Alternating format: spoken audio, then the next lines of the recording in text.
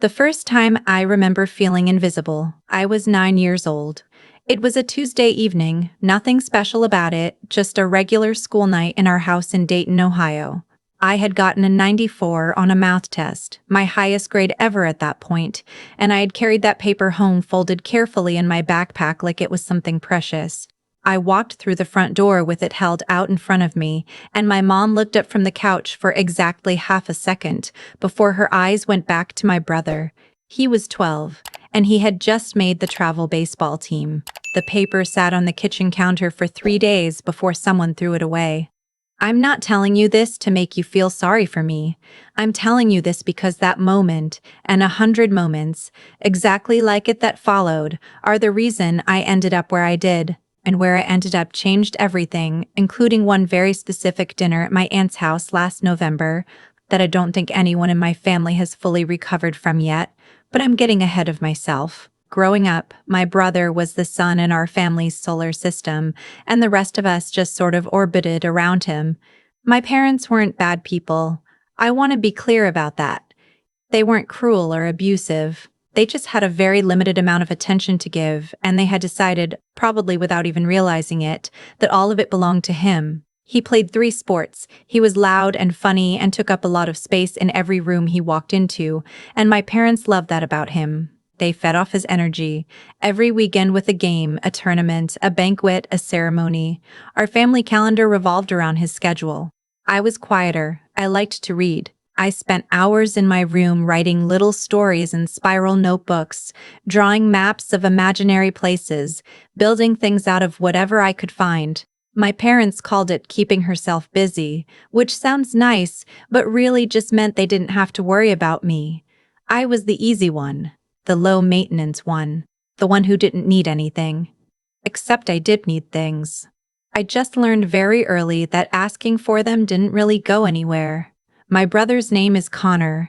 He's 31 now. He works in pharmaceutical sales, makes decent money, lives about 20 minutes from my parents in the same suburb we grew up in. He's the kind of person who dominates every conversation at a family gathering, not because he's interesting, but because he's loud and confident and no one has ever told him to stop. He still talks about his high school baseball stats. Genuinely, in his 30s. At Thanksgiving, my aunt, my mom's older sister, is named Ruth Ann. She's the one who hosts most of our family gatherings because she has the biggest house and genuinely enjoys the performance of hosting.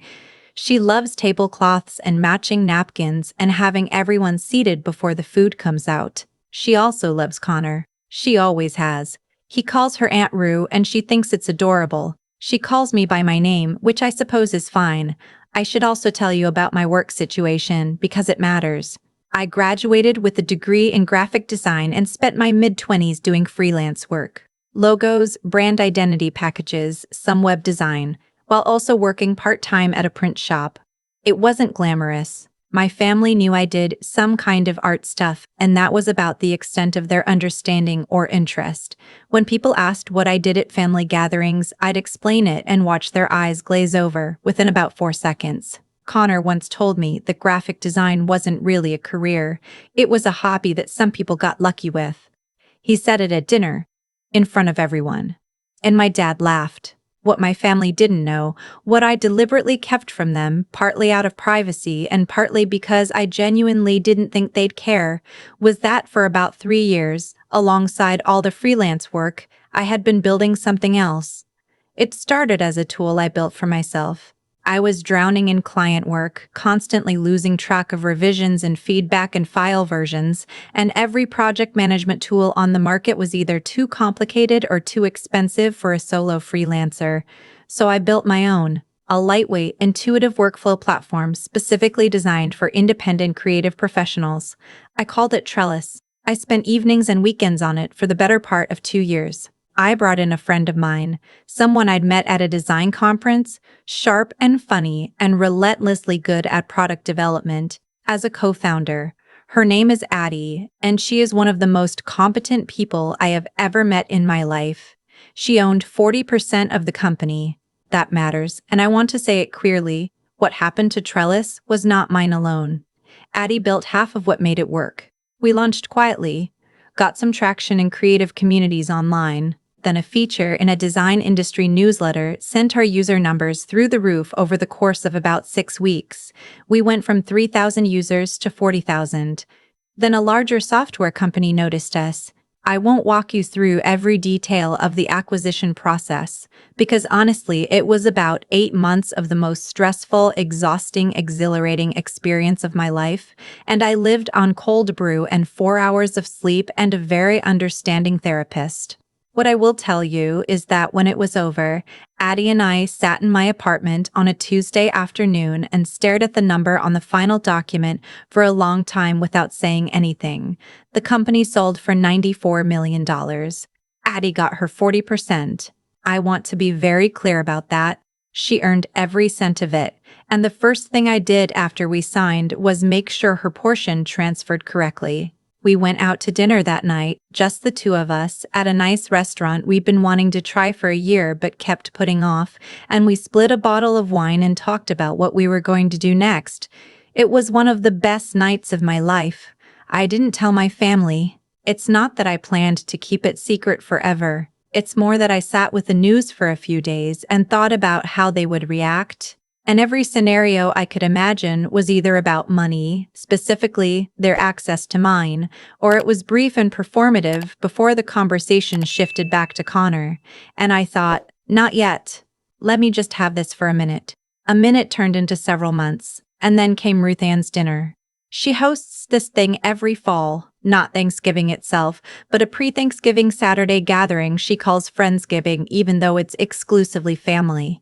It's very her. There are always more dishes than necessary and a seating chart written in her good calligraphy pen and a centerpiece involving dried leaves and small gourds. I've been attending it my entire adult life. Attendance is considered non-negotiable.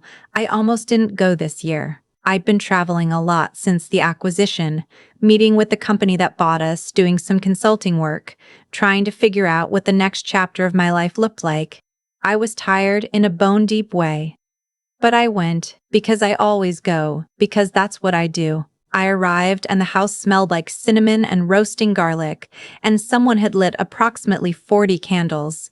Ruth Ann hugged me at the door and took my coat and said, "Oh good, you made it," in the tone of someone who had already moved on from caring whether I did. Connor was in the living room holding a beer and telling a story about a work trip to Dallas. My dad was laughing. My mom was refilling a chip bowl. Everything was exactly the same as it always was. I got a glass of wine and found a seat near the window. Dinner was fine for the first hour. The food was good. It's always good. Ruth Ann is a genuinely excellent cook. Conversation moved around the table in the way it always does. Connor's life, Connor's girlfriend's life, a story about my parents' recent weekend trip, something about a neighbor's renovation project. I ate my food and responded when someone occasionally remembered to include me. And then my cousin Brent, who is 23 and has the filter of a golden retriever puppy, asked me what I'd been up to lately. I was not ready for that question. Not because I didn't have an answer, but because I had been sitting at that table for over an hour watching the same people give me the same amount of attention they always had, and something in me had quietly decided it was tired. I said I'd been doing some consulting work, transitioning out of a project. Connor, who had not spoken to me directly once since I'd arrived, turned from across the table and said, "What project? Your little freelance stuff?" He didn't say it meanly exactly. That was never his style. He said it the way you talk about a child's lemonade stand, fond, dismissive, mildly amused. My mom glanced up. My dad reached for the bread.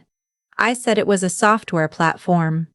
That I'd co-founded it a few years ago. "Oh, like an app?" my aunt said in the voice people use when they're being polite but don't really understand.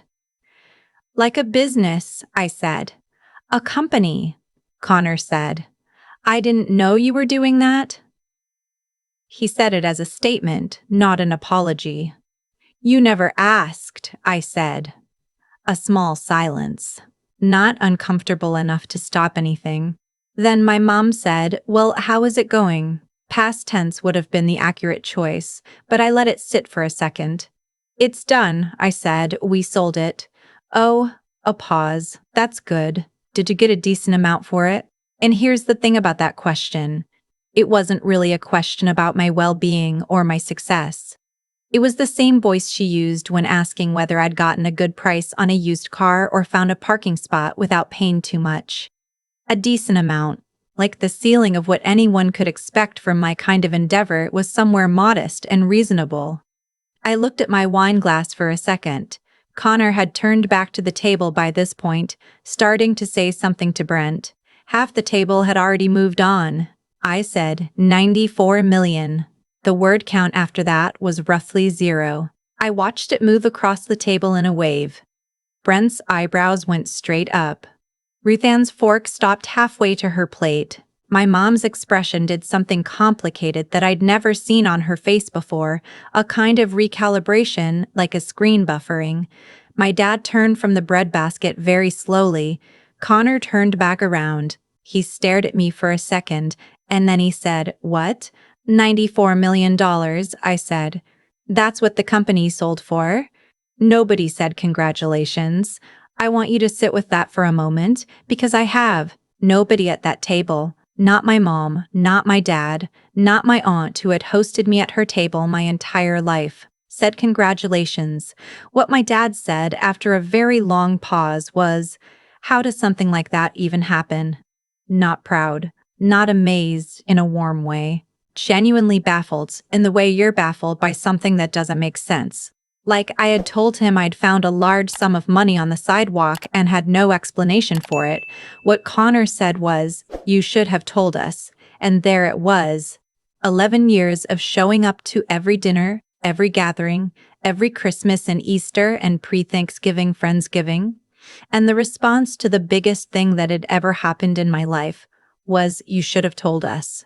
As if the problem was my communication and not the fact that no one in that room had asked me a single meaningful question about my life in longer than I could remember. I said, "I'm telling you now." My mom asked if I was going to stay in the city. My aunt asked who else knew. Connor asked how his old college roommate might get in touch with me about a startup idea he'd been working on. He asked that. At that table. Within 5 minutes, I drank the rest of my wine. I stayed another 40 minutes because leaving immediately felt too pointed, even though part of me had already left the moment I said the number. I helped clear some dishes. I said goodbye to everyone individually. I got my coat from the closet. My mom hugged me at the door and said, "This is a lot to take in." I told her I understood. My dad shook my hand. He actually shook my hand, like we were wrapping up a business meeting. It's possible he didn't know what else to do. I drove home with the radio off and the windows cracked even though it was cold, and I thought about that math test in 3rd grade. The 94, left on the counter for 3 days. I thought about the spiral notebooks with the stories and the maps, and the years of sitting in the background of my own family's life. And I thought about Addie and the two of us sitting in my apartment staring at a number on a page. And honestly, I didn't cry. I thought I would, but I didn't. What I felt instead was something that took me a while to name. It was clarity, not the satisfying kind you see in movies, where someone finally gets the moment they deserved and it fixes something. It wasn't that. The dinner hadn't given me anything I hadn't already known. I already knew my family didn't see me the way they saw Connor. I already knew that my work had never interested them, that my life had never been the subject they were most curious about. Telling them about the sale didn't change any of that. They weren't different people after I said the number. My dad was still baffled, my mom was still recalibrating.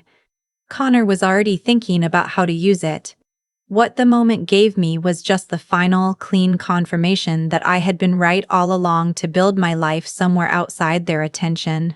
The years of working in the early mornings and late nights, the decisions I made without running them by anyone in that family, the life I'd built quietly and on my own terms, none of it had required their interest to become real. It was already real. It had been real for a long time. Addie texted me around 10 that night. She asked how dinner went.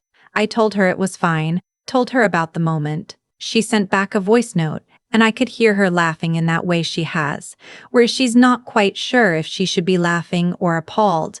And then she said, Okay, but can we acknowledge that you dropped 94 million at a family dinner and no one said congratulations? That is genuinely insane. It is genuinely a little insane. In the weeks after that dinner, a few things happened. My mom called twice. The first call was to say she'd been thinking and she wanted to understand better. The second call drifted, toward the end, into a mention of a home repair situation that was going to be expensive. I told her I hoped they found a good contractor. My dad sent a text, which is notable because he almost never texts me unprompted, that said he was proud of me.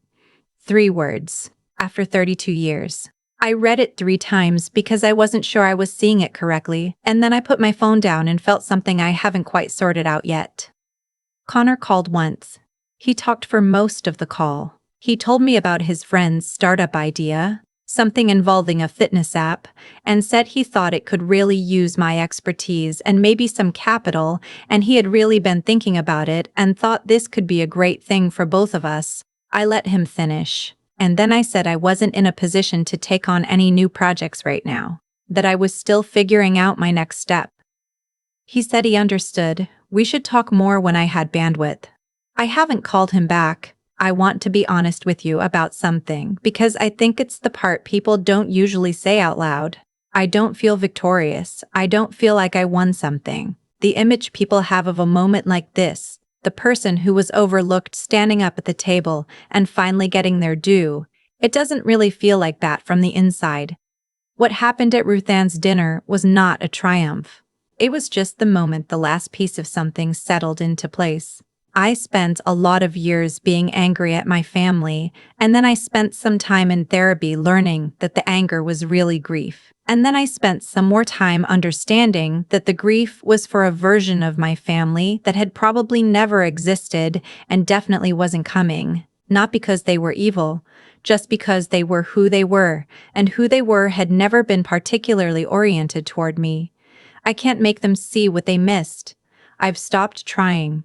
I show up to dinners less than I used to, and when I do, I don't carry that folded piece of paper in anymore, hoping someone will look up. The story isn't really about the number. I know that's the part that sounds dramatic, and I understand why it is. $94 million is an objectively large and notable thing, but the number was just a data point. What I carry with me from that dinner isn't the look on Connor's face or the silence where congratulations should have been.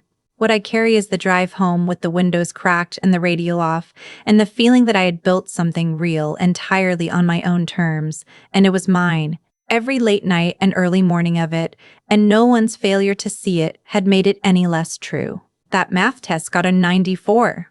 I just kept going. I've thought a lot about what that dinner actually cost me, and I don't mean emotionally. I mean in terms of years. The years I spent sitting at tables like Ruth Ann's, carrying something I'd built entirely on my own, waiting, without quite admitting I was waiting, for someone to ask. That's the part I had to reckon with eventually. Not what my family failed to give me, what I was still, quietly hoping they would. There's a version of this story where the number is the point, where I say 94 million and Connor's face drops, and that moment is the resolution, the payoff, the thing the whole story was building toward. I understand why it reads that way from the outside. But the number wasn't the point. The number was just the moment I stopped being able to pretend the dynamic wasn't what it was. What I've come to understand, slowly and with some help from a good therapist and a lot of honest conversations with Addie, is that the life I built was built precisely because no one was watching. That's not a sad thing. It took me a long time to see it that way, but it's actually true. The evenings I spent working on trellis instead of driving to family events, the decisions I made without running them by anyone in that house, the years of learning and failing and rebuilding and near total privacy. None of that happened despite being overlooked. Some of it happened because of it. I didn't have anyone's expectations to manage. I didn't have anyone's approval to wait for before I took the next step. I just worked. That's the thing about being the quiet one in the room. People assume you have less ambition, less going on, less to say, and sometimes that assumption does real damage. I won't pretend it doesn't, and I won't pretend my childhood didn't leave marks. But the other side of being underestimated is that you stop needing permission. At some point, you just start, and then you keep going. Connor asked me once, years ago, how I stayed so patient. He meant it as a slight. He was implying I had no other choice, that patience was what people called it when they weren't doing anything worth noticing. But he was accidentally right about something. There is a kind of patience that isn't passive. It's the kind you practice every time you sit down and work on something that no one is watching, every time you make a decision based on what you believe instead of what will get you applauded. That's not waiting, that's building. I don't have a tidy conclusion for what happened with my family after that dinner. My mom calls more than she used to. My dad sent 3 words that took 32 years to arrive. Connor left a voicemail I haven't returned. Whether any of that becomes something real, I honestly don't know. What I know is that I'm not going to contort myself into the shape of someone easier to see. I did that for a long time. It didn't work, and more importantly, it wasn't true. Addie and I are already building something new.